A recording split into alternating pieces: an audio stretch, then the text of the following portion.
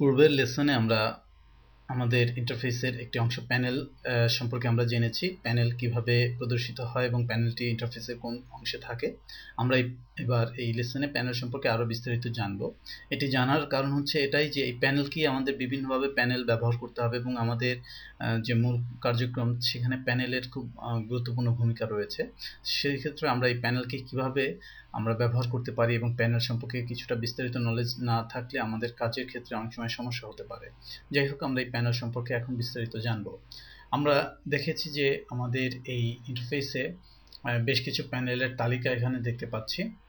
এই প্যানেলগুলো ক্লিক করলেই প্যানেলগুলো প্রদর্শিত হয় এবং পুনরায় ক্লিক করলে এটি হাইড হয়, অথবা এখানে যে এর হাইড বাটন আছে এটি চাপলেও প্যানেলটি হাইড হয়। আমরা চাইলে এই প্যানেলকে এভাবে করে কেবলমাত্র এর যে আইকনটি আছে সেই আইকনে কনভার্ট করতে পারি, অর্থাৎ শুধুমাত্র আইকন দেখা যাবে। আবার আমি পুনরায় এটাকে ড্র্যাগ করে বাড়িয়ে এর আইকন এবং এর যে টাইটেল বা নেম এটি সহ আমি প্রদর্শন করতে পারি। আমি যদি এই প্যানেলগুলোর সাথে খুব বেশি অভ্যস্ত হয়ে যাই এবং আমি যদি জানি যে কোনটি মূলত কোন প্যানেল, আইকন দেখি যদি আমি বুঝে ফেলি, তাহলে আমি এটি কলাপসের মাধ্যমে আমি আমার যে ওয়ার্কিং এরিয়া সেটি বাড়িয়ে নিতে পারছি। যখন আমি ক্লিক করব মূলত সেই আইকনটি প্রদর্শিত হবে। আমি পুনরায় এটি বাড়িয়ে নিচ্ছি।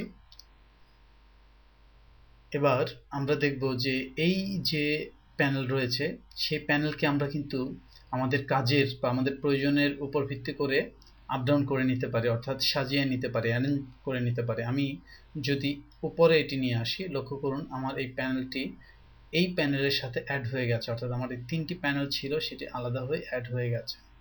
এছাড়াও আমি যদি এই প্যানেলটিকে উপরে ধরে ছেড়ে দিতাম তাহলে আলাদাভাবে এটি উপরে অ্যাড হতো।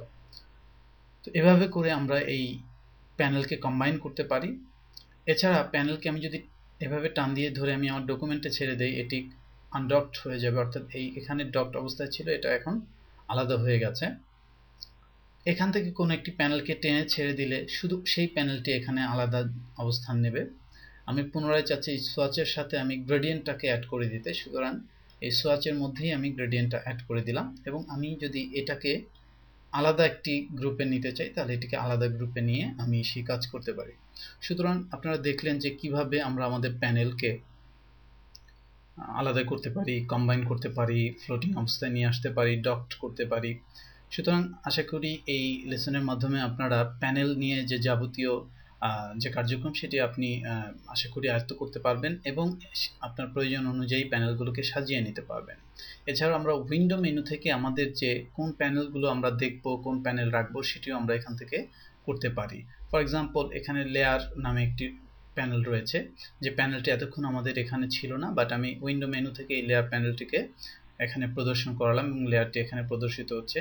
আমার এখানে লেয়ার নিয়ে কাজ শেষ হলে আমি ক্লিকের মাধ্যমে এই লেয়ারকে হাইড করতে পারবো। তো যাই হোক, আমরা আশা করি প্যানেল সম্পর্কে মোটামুটি ধারণা নিতে পেরেছি।